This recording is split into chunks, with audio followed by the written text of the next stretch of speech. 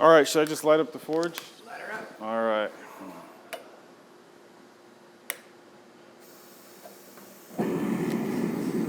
All right, guys, let's talk tongs for a second. The spikes are a little bit difficult to keep a hold on. A lot of guys use bolt tongs like this.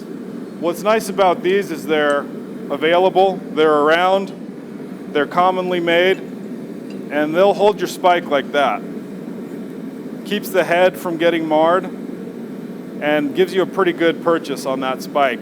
What I like to use are these tongs that are designed for railroad spikes. And what these do is these grab the end of the spike, and that way I've got the whole length to work with. These tongs were made by Bill Stroman, and he was the teacher who taught me how to make railroad spike knives here at Adams Forge. All right, so let's get these in the fire.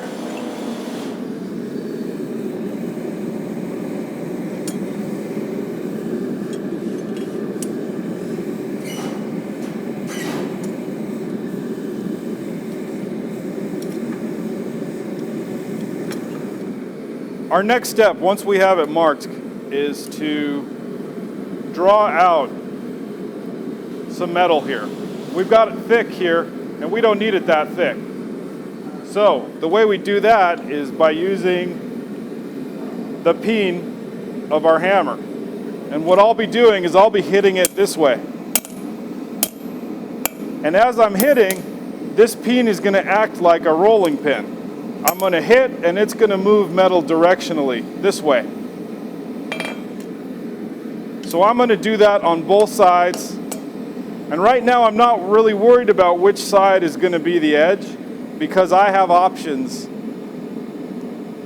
At one point I'll have to make a choice.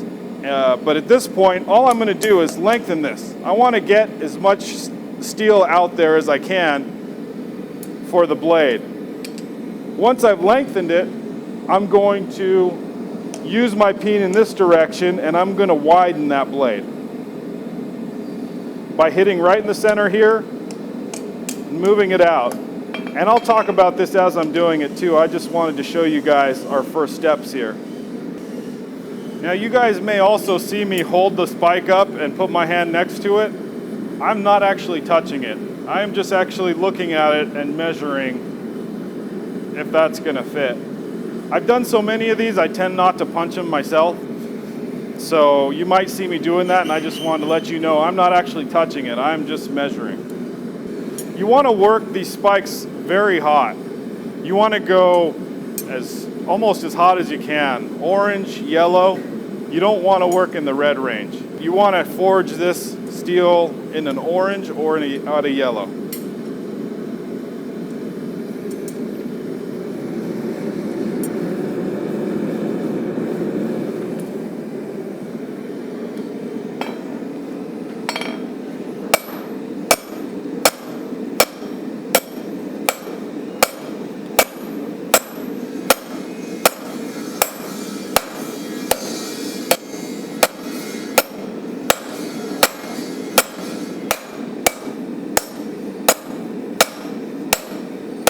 You see how nice that moves at that orange heat?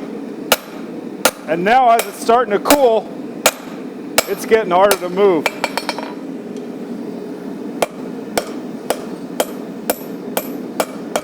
I'm just tucking in these corners.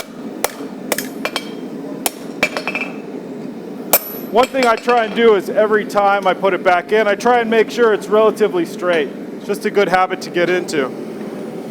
Let's draw out the second one.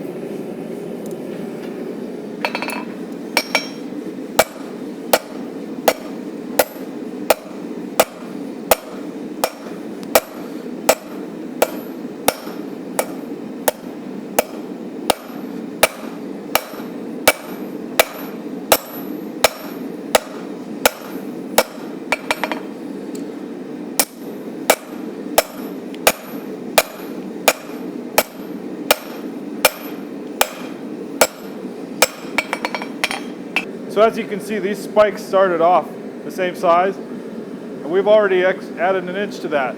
So let's do another round of lengthening. Again, using the peen.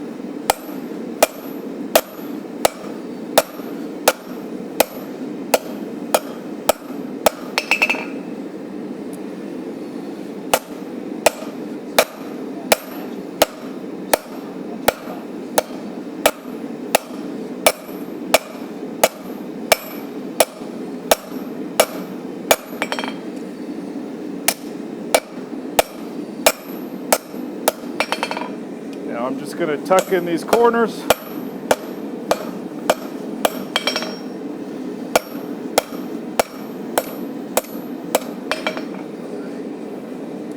Straighten it up before I put it back in.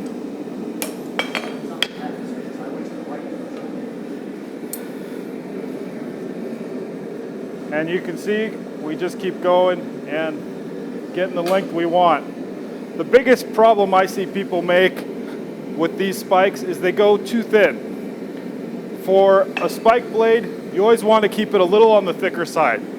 It's just going to create the best functionality for this type of steel.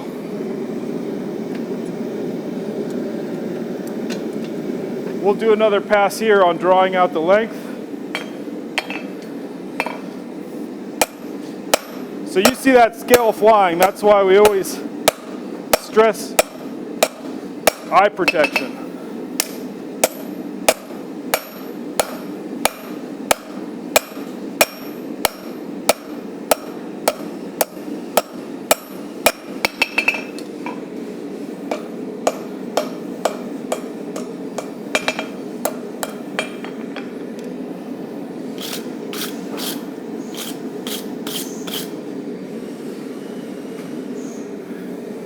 And back in the forge.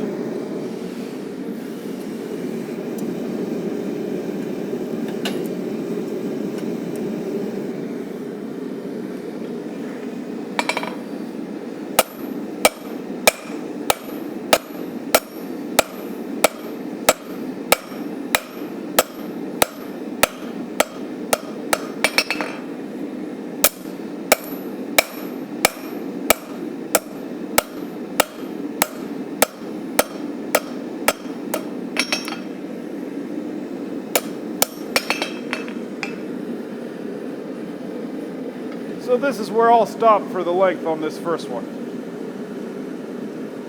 Now one thing you'll notice is we have marks from the peen. Don't worry about those because we will get those out down the line.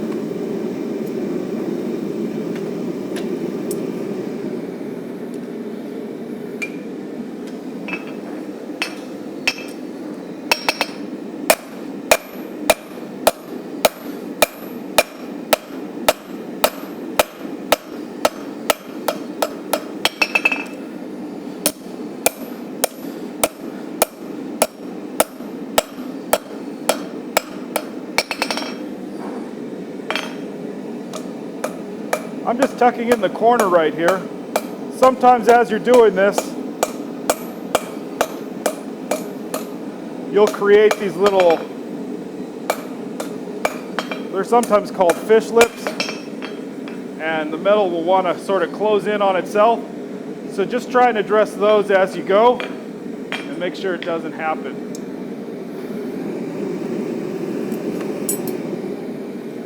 Now that I've got a length that I'm happy with, I'm going to start drawing out the width.